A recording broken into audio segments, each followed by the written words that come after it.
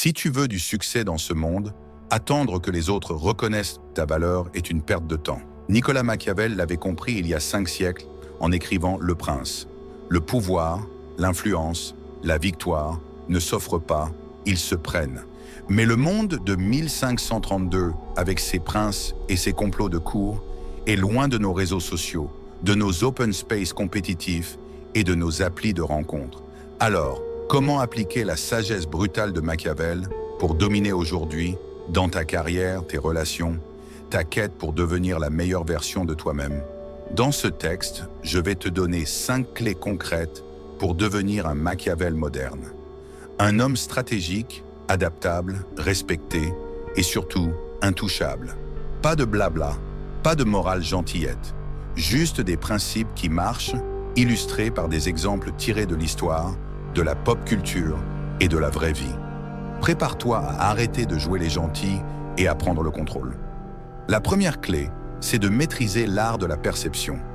Machiavel disait que les hommes jugent par les yeux, pas par la vérité.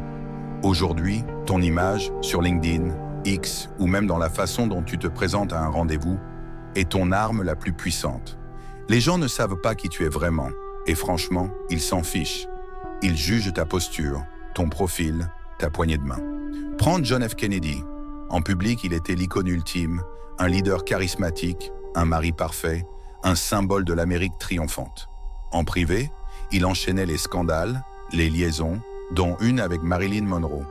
Pourtant, il a travaillé avec les médias et Hollywood pour sculpter une image si forte que, des décennies plus tard, c'est celle qu'on retient.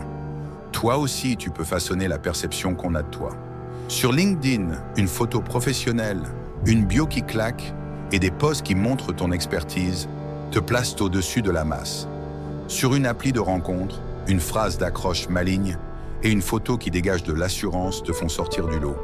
Mais attention, ce n'est pas juste du paraître. En projetant une image de puissance, tu te mets la pression pour l'incarner. Annonce que tu es un leader et tu te pousseras à agir comme tel. Fixe des attentes élevées et bats-toi pour les atteindre.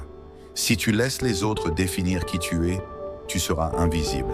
Mais maîtriser la perception ne suffit pas si tu es seul. La deuxième clé, c'est de construire des alliances stratégiques. Machiavel savait qu'aucun homme ne grimpe au sommet sans appui. Que ce soit pour décrocher une promotion, lancer un projet ou naviguer dans les relations, tu as besoin d'alliés. Mais oublie les messages mielleux ou les tentatives désespérées de réseautage. Les alliances qui comptent se forment par le respect mutuel ou des intérêts communs, pas par la flatterie. Imaginons que tu veux te rapprocher de quelqu'un d'influent dans ton entreprise. Au lieu de lui lécher les bottes, trouve un point de connexion. Peut-être qu'il adore le vin et que tu t'y connais un peu. Parle de ça, partage une anecdote, crée un lien naturel.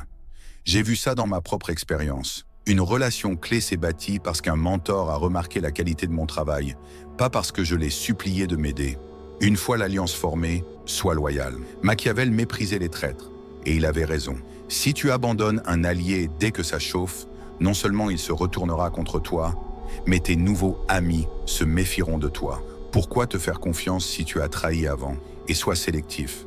À mesure que tu réussis, des profiteurs viendront frapper à ta porte. Pose-toi cette question après chaque interaction. Cette personne m'inspire-t-elle? Me pousse-t-elle à être meilleur? Ou me vide-t-elle de mon énergie? Garde ceux qui te tirent vers le haut et écarte les autres sans hésiter. Une alliance mal choisie est une encre qui te coule.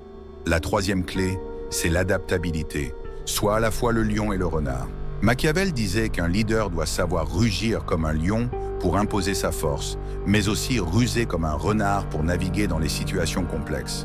Si tu es bloqué dans un seul mode, toujours dur ou toujours doux, tu es prévisible, donc vulnérable. Prends James Bond comme exemple. Parfois, il est le lion. Il casse des portes, neutralise ses ennemis avec une agressivité brute. D'autres fois, il est le renard. Il séduit une cible, manipule une conversation ou résout un problème avec son intelligence. Dans ta vie, ça peut se traduire par savoir quand poser une limite ferme, comme dire à un collègue qu'il ne peut pas prendre le crédit pour ton travail, et quand utiliser la subtilité, comme convaincre un client avec un discours bien huilé. Au travail, un lion pourrait exiger des délais clairs d'une équipe sous-performante, tandis qu'un renard pourrait glisser une idée en réunion sans que personne ne réalise qu'elle vient de lui.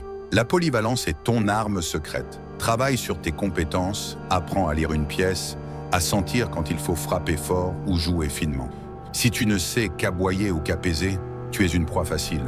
Un Machiavel moderne sait danser entre les deux, toujours prêt à s'adapter quand le vent tourne. La quatrième clé, c'est d'exiger le respect, pas l'amour. Machiavel écrivait qu'il vaut mieux être craint qu'aimé si on ne peut être les deux.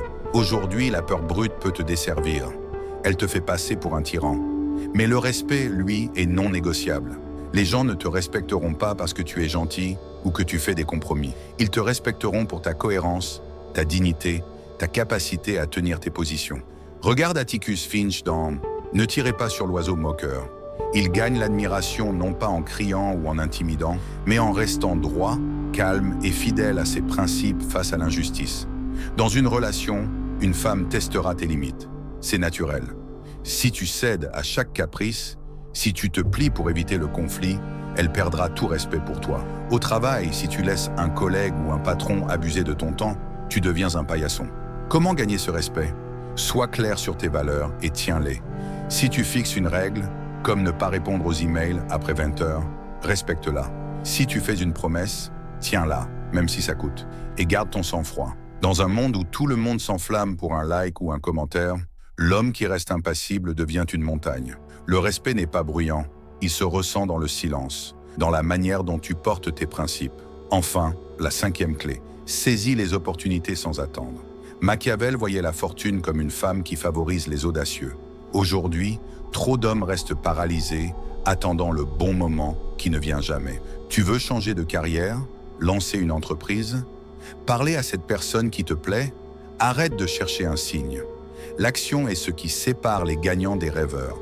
Regarde Elon Musk. Il a misé tout ce qu'il avait sur Tesla et SpaceX, alors que tout le monde le prenait pour un fou. Ses risques n'ont pas tous payé immédiatement, mais son audace a redéfini des industries. Tu n'as pas besoin d'être un milliardaire pour agir. Postule à ce job, même si tu te sens sous-qualifié. Aborde cette personne, même si ton cœur bat à 100 à l'heure. Chaque risque calculé est une chance de te démarquer dans un monde où la plupart jouent à la sécurité. Et si tu échoues, l'échec est un professeur, pas une condamnation. Ce qui te tuera, c'est l'inaction, le regret de ne pas avoir essayé. Pense à une décision que tu repousses depuis des mois. Qu'est-ce qui t'arrête? La peur de l'échec, du jugement? Machiavel te dirait « agis maintenant » ou quelqu'un d'autre prendra ta place. Mais comment appliquer tout ça dans la vraie vie?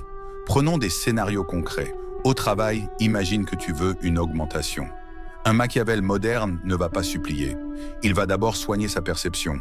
Il s'assure que son travail est visible, partage ses réussites subtilement sur les plateformes internes et cultive une image de compétence. Ensuite, il bâtit des alliances.